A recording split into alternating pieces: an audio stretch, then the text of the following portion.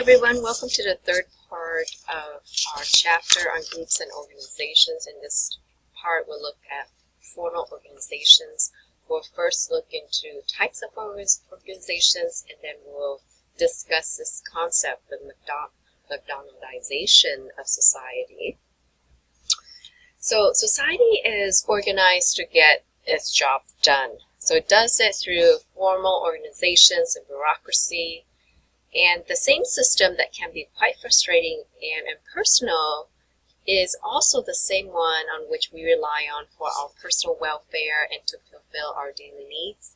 So rationality, or the acceptance of rules, efficiency, and practical results as the right way to approach human affairs is a characteristic of industrial societies. The society of today, however, is not the society of yesterday, nor will it be the society of tomorrow. The rationalization of society refers to a transformation in people's thinking and behavior over the past 150 years. It shifts from the focus from personal relationships to efficiency and results.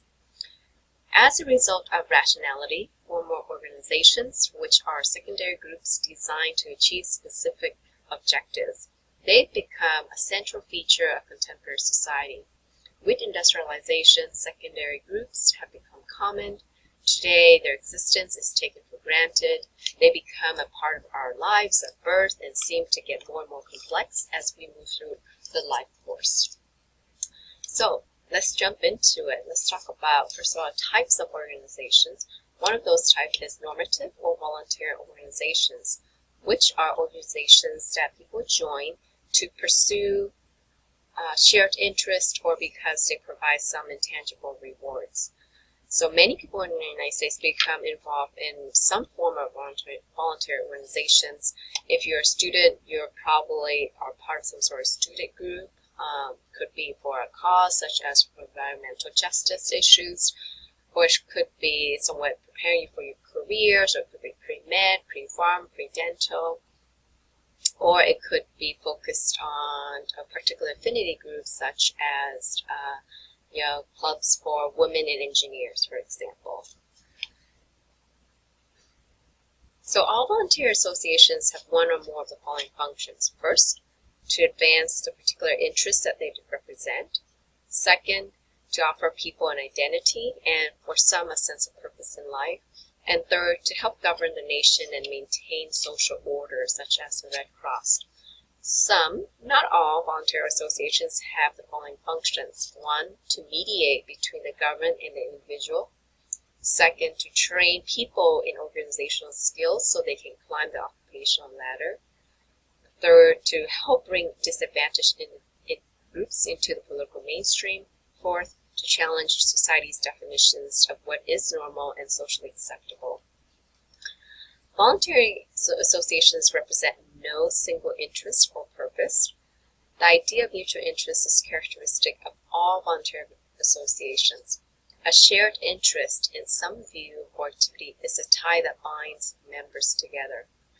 The motivation for joining a group differs widely among its members, from the expression of strong convictions to the cultivation of personal contacts. Because of this, membership turnover tends to be quite high in voluntary organization. Second type of form organizations are coercive organizations, which are organizations that people do not voluntarily join, such as a prison, in which many of whom are forced to join because they did something illegal. Or hospital. Oftentimes people join because they're sick and they need treatment from the medical professional within that setting at hospital.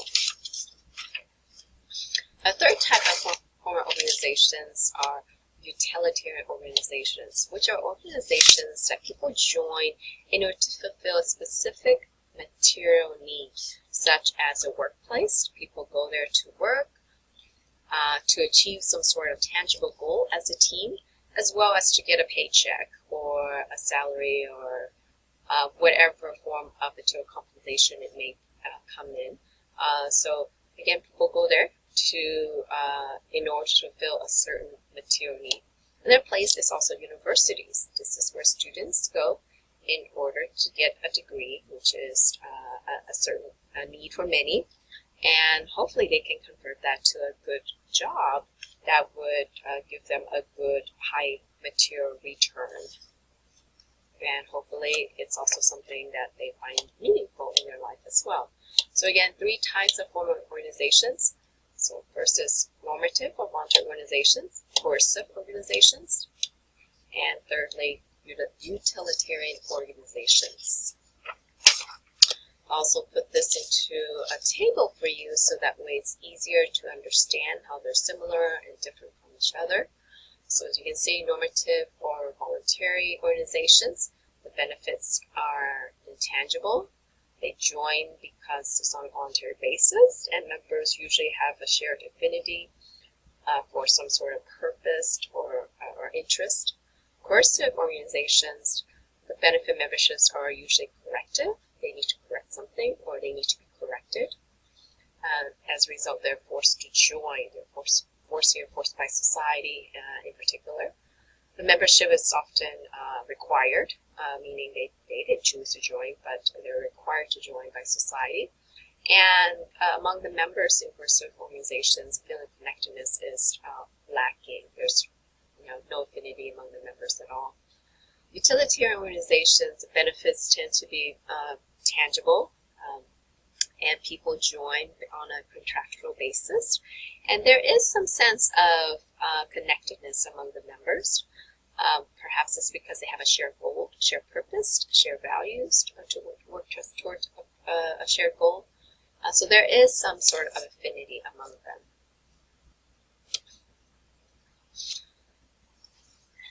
As foreign organizations grow, they would turn into a bureaucracy. Bureaucracies are often characterized as Max Weber, one of the famous sociologists we study in Chapter 1. He studied these large formal organizations, and he identified several characteristics that help these organizations reach their goals as well to grow and endure. So these characteristics include a hierarchy of authority where assignments flow downward and accountability flows upward, a clear division of labor, explicit rules that are outlined, written down, and standardized, and it tends to be quite impersonal, and the whole purpose of impersonality is to promote efficiency and effectiveness. And meritocracy is one of the other characteristics, but of course this is more in theory, right? That hiring and promotion are based on proven and documented skills. So Max Weber's characteristics of bureaucracy describe an ideal type. So these are ideal characteristics of bureaucracies. And the real nature of bureaucracy, however, often differ from its ideal image. So why are bureaucracy interesting? So to sociologists, bureaucracies are significant because they represent a fundamental change in how people relate to one another. Prior to this rationalizations of work, of organization, work focused on human needs, such as making sure that everyone had an opportunity to earn a living. With rationalizations following industrialization, the focus shifts to efficiency in performing tasks and improving the bottom line. Although bureaucracies are the most efficient form of social organizations, they can also be dysfunctional. Dysfunctions of bureaucracy can include red tape, lack of communication between units, and alienation.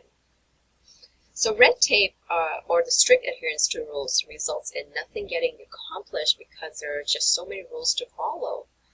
A lack of communication between units means that they are sometimes working at cross purposes. Sometimes one unit undoes what another unit has accomplished because the two fail to inform one another what each is doing. Bureaucratic alienation is a feeling of powerlessness and normlessness. This occurs when workers are assigned to repetitive tasks in order for the corporation to achieve efficient production. thereby cutting them off from product of their labor. Alienated bureaucrats is the one who feels trapped on the job, does not take initiative, will not do anything beyond what he or she is absolutely required to do, and uses rules to justify doing as little as possible. To resist alienations, workers from primary groups and band together in informal settings during the workday to offer each other support and validation. They also personalize their workspace with family photographs and personal decorations. Not all workers, however, succeed in resisting alienation. Bureaucratic incompetence is reflected in the Peter Principles, which is when members of an organization are promoted for good work until they reach their level of competence. The irony of this principle is that if it were true, then bureaucracy would be staffed by incompetence and would fail. But as you may already know, there are some bureaucracy that are successful. So bureaucratic incompetence is not universal characteristics or challenge of all bureaucracies, only some. And of course, because of red tape, lack of communication, and so on, bureaucracies tend to be too rigid to address problems quickly, and they're slow to change. Another major problem that bureaucracies have is that they tend to perpetuate existing balance of power. There's this theory, it's called Iron Rule of Oligarchy. This theory says that an organization is ruled by a few elites rather than through collaboration. So this inner core of elites, they dominate organizations by becoming a small, self-perpetuating elite. Some people are disturbed because when an oligarchy develops, many people are subsequently excluded from leadership because they don't reflect the inner circle's values or background. If the oligarchy gets too far aligned with the membership, it runs the risk of rebellion by the grassroots. So is bureaucracy really still relevant today in today's information age, which requires flexibility, agility, rapid changes? And there continues to be debates about this, and increasingly, in my opinion, people do think that bureaucracies need to change at least a little, even if it retains its structure. It needs to be flexible enough in order to adapt to the rapid changes around the world. The McDonaldsization of society is the next concept we'll look into. It's a concept developed by George Ritzer, a very well-known sociologist, and he wrote this book. He titled The McDonaldsization of Society. And you can look online in order to read more about this. It's a very, very well-known book. But this book basically examines the increasing presence of the fast food business model in common social institutions. So with it, the idea behind the McDonaldsization of society is that there would be, efficiency, and efficiency comes with division of labor, that things are predictable, able to be calculated, and work can be controlled or monitored, and ultimately all of this aim to reduce cost for everyone. So examples of McDonaldizations include, for example, assembly line in which workers are lined up and they do a specific task, and only a few tasks, and they keep on doing over and over and over again. It's really boring for the workers, perhaps, because it's very repetitive, but overall, there is increased efficiency, and there's less chance of errors, and also as a result, there's going to be reduced cost with needing to fix errors. Another example is, for example, retail checkout, where the consumers check out. So the stores do not have to hire more cashiers. They only have to hire one person to monitor everyone's self-checkout stands. And, by using these self-checkout kiosks, things are also monitored, and the company can calculate how much you purchased and how much in total they purchased, and also they don't have to be in a situation that possibly one of their employees may steal money from one of the machines. it's a little bit harder. So another example of social media where we can easily, quote unquote, make friends and easily stay in touch with, for example, such a like or such as just a hello or post a picture, for example. So social media enable us to efficiently, effectively, and at a lower price, keep in touch with our quote-unquote friends.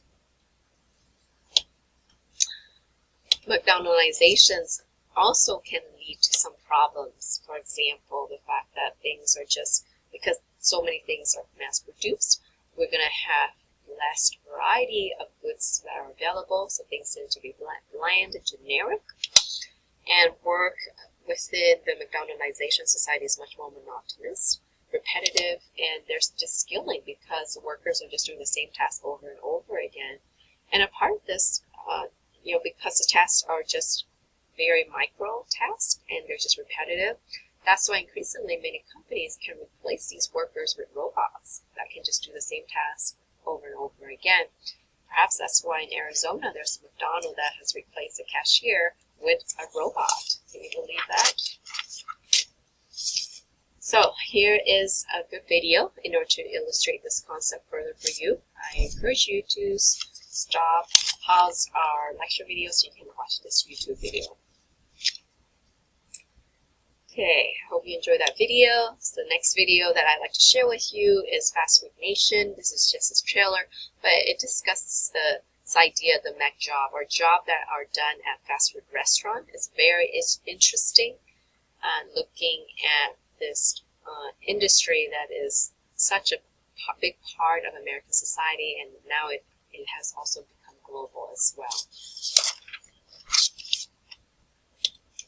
So this ends our section, the third part of our chapter, and in the next part we'll look at the summary.